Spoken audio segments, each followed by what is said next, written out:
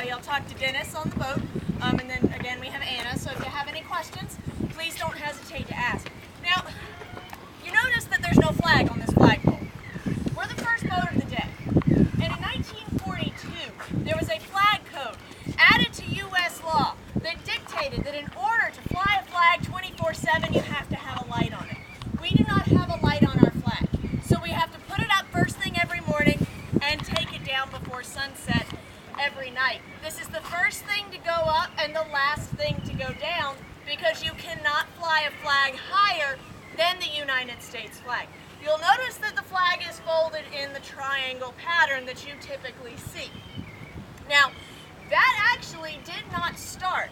Folding the flag in that triangle fashion did not start until between World Wars I and II. And it wasn't made official until 1942 with that flag code. Prior to that, if you'd been out here during the Civil War, they would have treated their flags with respect. They wouldn't have let them, they tried not to let them touch the ground and things like that because they were still symbols of the country. But there was nothing dictating the treatment, the specific treatment of the flag. So if you had been out here during the Civil War handling your flag, if it had been a smaller flag, it would have been rolled up. If it was a large flag, it would have been put into a duffel bag or a mail bag. But because this is the current United States flag with 50 stars, we follow that military tradition and fold it in the triangle fashion. So before we actually put it up, the first thing we have to do is spread it out. So anybody who wants to help us do that, come on over here. It's a large flag. We're probably going to need just about everybody's help. All right, so we're going to come over here and we're going to make two lines. I'll stay my line like this, sir. Okay, I'll stay right here. That's where we got it. Everybody else?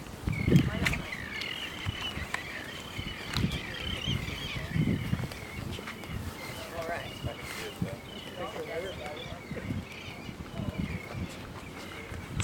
Okay, so I'm going to walk down between the lines, unfolding the triangle. Y'all just make sure you grab onto it as I go by.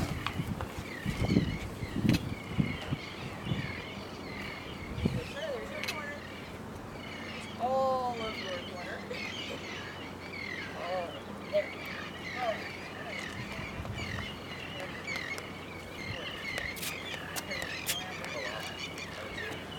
Does anybody know the significance of the triangle shape and why it's folded in a triangle? Yes, sir. It is representative of the tricorn hats worn by soldiers during the Revolutionary War. When the flag is properly folded, you should not be able to see any red. Red represents blood. You do not want your flag to bleed. The only thing you should be able to see is the blue with the stars. All right, we're going to have to spread out a little bit because we've still got some flag left. All right, so the only thing you should be able to see, there we go, is the blue with the stars. Because the last thing a soldier would have seen before they went to bed at night was the night sky. A standard size flag will have 13 folds, one representing each of the original 13 colonies. This is not a standard size flag, so it does not have 13 folds. So we did a really good job of keeping it from touching the ground. Now, one of the common misconceptions about handling a flag is that it is illegal for it to touch the ground. That is not the case. Obviously, we try to keep it from touching the ground out of respect. However, if it does accidentally touch the ground, there's no problem there. It is only if the flag is thrown down with malicious intent is when the flag has to be destroyed by burning. So, as we're handling it on a daily basis, if it accidentally brushes the ground, it's not a large problem, but we will still do our very best to keep it from touching the ground. So y'all did a great job. So here comes the hard parts. Now we actually have to spread it out the rest of the way. And this is where we're probably going to need some extra hands once we get it all the way spread out. So, watch out for the steps behind. All right. Okay.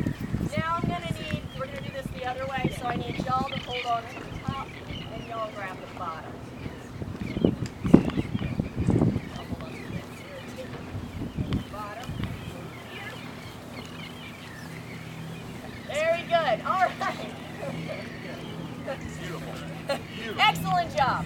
Now, it's a big flag, right? Yeah. This is our garrison flag.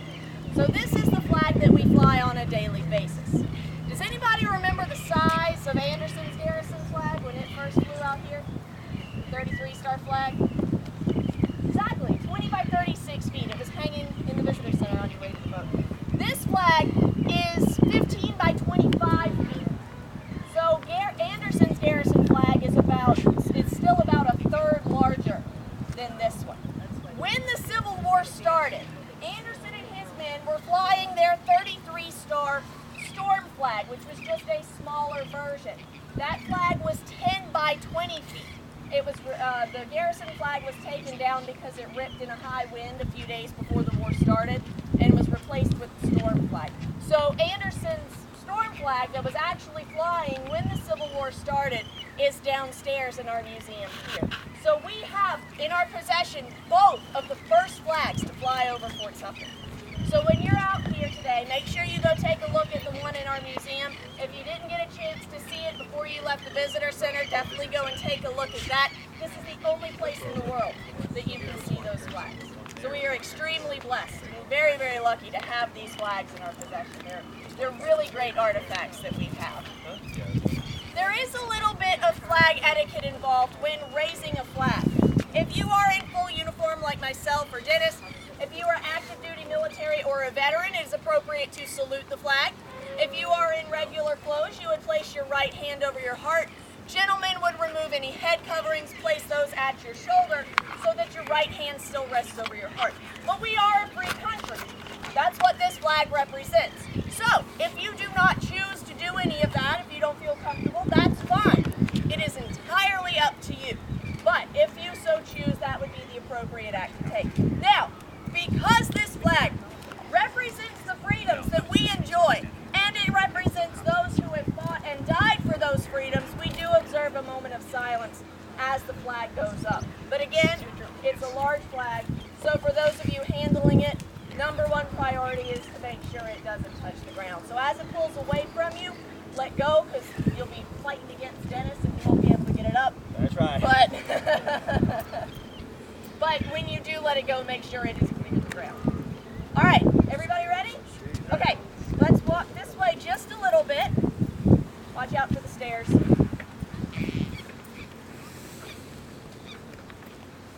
All right, perfect.